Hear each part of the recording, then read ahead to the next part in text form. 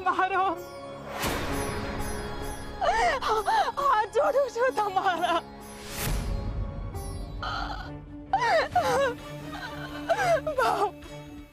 વાહ,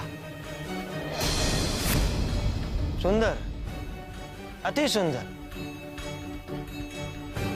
કેટલું મોહક નકશી. મારા બાપાને વધારે નહીં મારો. એમને મારો નહીં. જવા દો એમને. અમારું હંધુય તમારું જ છે. પણ આ વખતે કાંઈ નથી પાક્યું. આ વખતે વરસાદ હાચી હાથ નથી પડ્યો. બહુ ઓછો પડ્યો છે સરકાર. મારા બાપા ખોટું નથી બોલતા. ધરતીમાં ધાન નથી પાક્યું તો તમને ક્યાંથી દઈએ? બેટા ગંગા, તમારે જે જોઈએ એ બધું તમારું. જો હવે વધારે મારશો ને તો મારા બાપા દેહ છોડી દેશે. અમે તમને ખેતર આપી દઈશું, અમારું ખોડું આપી દઈશું. મારા બાપાના જીવ સિવાય તમારે જે જોઈતું હોય અંધુય તમારું. પણ મારા બાપાને જવા દો. જવા દો મારા બાપાને.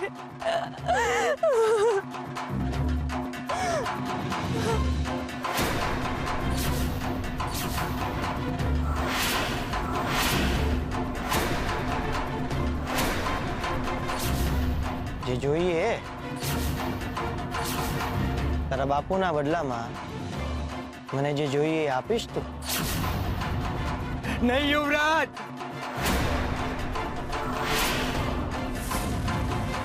ચાલ ત્યારે, છોડી દીધા તારા બાપુને. જા, જઈને મારા રથમાં બેસી.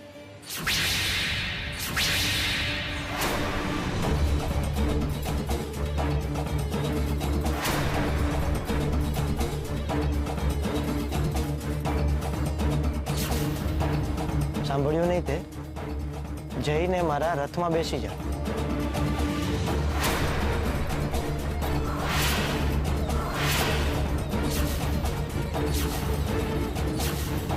તારા બાપનો જીવ વાલો નથી તને? સંભળાતી નથી તને મારી વાત? સિપાહીઓ, પકડો આ છોકરીને અને બેસાડો મારા રથમાં.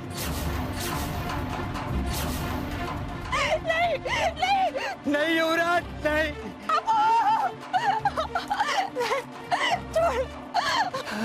બેટા ગંગા,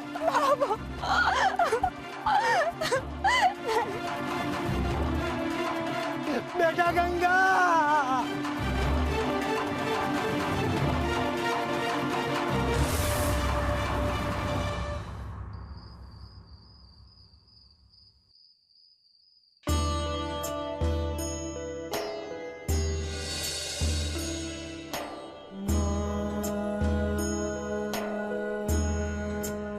हरे हे कृष्ण, हरे हे कृष्ण, हरे हे कृष्ण, हरे हे कृष्ण.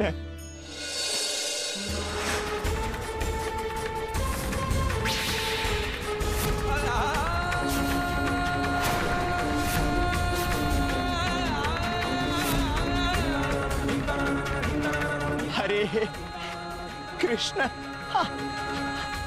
हरे कृष्ण.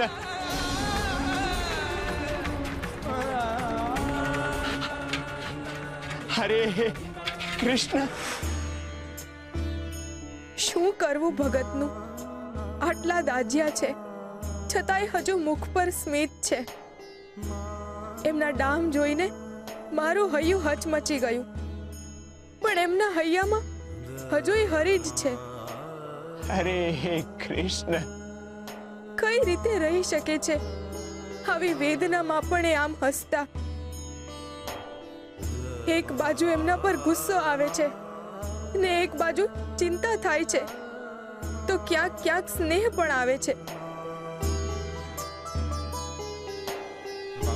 કોઈ માણસ અજાણ્યાની ઢીંગલી હાટું આટલું બધું કરે? ભાઈબંધ, તમારો પાળ મારો ને એટલો ઓછો છે. તમે ખરેખર મારા ઉપર કૃપા વરસાવી છે.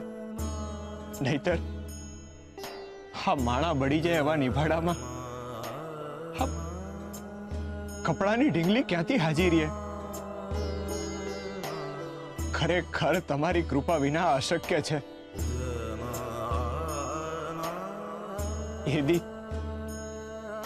એ દિવસે મારાથી મારું જ બાળક પગના નીચે ખૂંદાઈ ગયું હતું.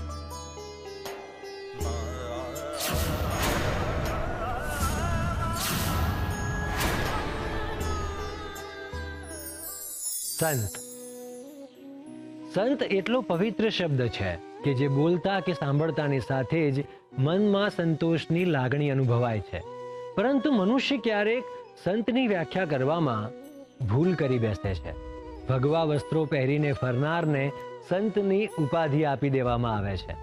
પરંતુ સંત એટલે એ વ્યક્તિ જે હંમેશા સત્યના માર્ગે ચાલે છે.